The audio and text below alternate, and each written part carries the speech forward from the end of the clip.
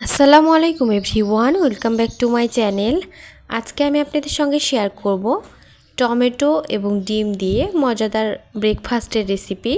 এটা আপনারা সকালে ভাতের সঙ্গে কিংবা রুটি পরোটা যে কোনো কিছুর সঙ্গে খুব সহজে পরিবেশন করতে পারবেন। আর ছোট থেকে বড় সবাই খেতে খুবই পছন্দ করবেন। চাইলে বাচ্চাদের টিফিনেও রুটি পরোটার সঙ্গে এটা দিতে পারবেন।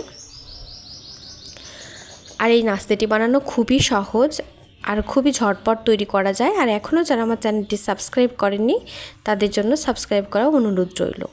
আর যারা আমার ফেসবুক পেজে দেখছেন তারা ফলো দিয়ে আমার সাথেই থাকবেন। এই পর্যায়ে আমি টমেটো কুচি করে নিয়েছি, একটা ছোটো সাইজের টমেটো দিয়ে দিচ্ছি, কাঁচামরিচ কুচি দিয়ে দিচ্ছি, পেঁয়াজ কুচি। আপনারা ইচ্ছা করলে একটার বেশি টমেটোও দিতে পারেন। এ পর্যায়ে আমি দিয়ে দিচ্ছি 1 চামচ লবণ। লবণটা আপনারা একটু বুঝে দেবেন, আমি কিন্তু 1/2 চামচ লবণ দিয়ে দিয়েছি। আর এভাবে নাস্তাটা তৈরি করলে সবাই খেতে কিন্তু খুবই পছন্দ করবে আর সবাই মজা করে খাবে। এ পর্যায়ে দিয়ে দিচ্ছি 1/2 চামচ হলুদ গুঁড়া। আপনি ইচ্ছা করলে এই হলুদ গুঁড়াটা স্কিপও করতে পারেন, এটা সাধারণত একটু কালারের জন্য। এ পর্যায়ে একটু হাত দিয়ে ভালোভাবে মিক্স করে নিতে হবে। আর আমার রান্না ভালো লাগলে, আমার রেসিপিগুলো ভালো লাগলে অবশ্যই লাইক দিবেন এবং কমেন্ট করে জানাবেন কেমন হয়েছে আমার রেসিপি। আর খুবই ঝটপট একটা রেসিপি। এ পর্যায়ে মিক্স করা কিন্তু হয়ে গেছে, খুবই ভালোভাবে মিক্স করে নিয়েছি। এ পর্যায়ে দিয়ে দিচ্ছি 2টা ডিম ভেঙে এর মধ্যে দিয়ে দিচ্ছি। দিয়ে এটাকে আমি চামচ দিয়ে খুবই ভালোভাবে মিক্স করে নিব।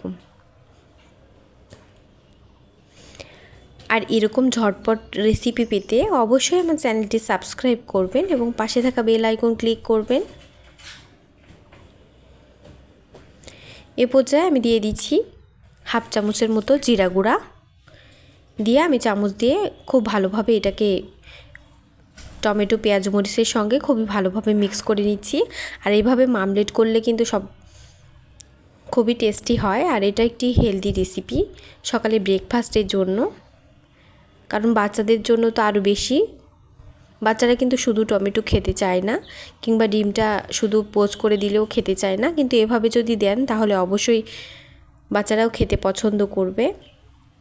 এ পর্যায়ে আমার মিক্স করা হয়ে গেছে, আমি চুলায় একটা প্যান বসিয়ে দিয়েছি এবং তেলটা গরম করে নিয়েছি। এ পর্যায়ে ডিমটা আমি দিয়ে দিলাম।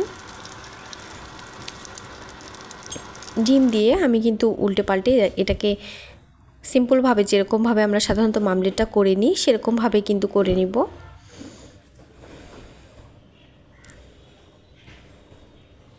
এ পর্যায়ে এভাবে উল্টে পাল্টে দিয়ে আমার নাস্তাটা কিন্তু রেডি হয়ে গেছে। এ পর্যায়ে আমি একটা বাটিতে উঠিয়ে নিব এবং পরিবেশন করব। আর আপনারা এভাবে কিন্তু রুটি পরোটার সঙ্গে খুব সহজে পরিবেশন করেন। আমার রেসিপি ভালো লাগলে অবশ্যই চ্যানেলটি সাবস্ক্রাইব করে পাশে থাকা বেল আইকন ক্লিক করবেন। ধন্যবাদ সবাইকে।